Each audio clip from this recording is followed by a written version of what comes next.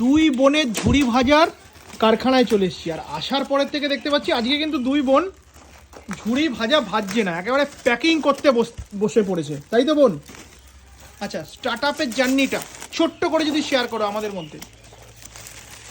শুরুটা কিন্তু সবারই কঠিনই হয়, আমাদেরও কঠিনই ছিল। মানে আমি বান্ধবীর বাড়িতে গেছিলাম, মানে যেতাম কি ওদের বাড়িতে গল্প করতে যেতাম, মানে কাজ শিখবো বা কিছু এরকম ব্যাপার ছিল না। তো যেতাম, যেতে যেতে কাজটা শিখেছিলাম। আর আমার মা তো আমি ছোটো থেকে দেখছি, আমার মা হচ্ছে লোকের জমিতে কাজ করে, ধানের জমিতে, নার্সারিতে, মানে যখন যেটা পেতো তখন সেটাই করতো। আচ্ছা, তারপরে হচ্ছে বাবা কি করতো? বাবা ডাবের ব্যবসা করতো। আমার বাবাও গ্রাম দিয়ে এসে মায়ের সাথে মাঠে যেত।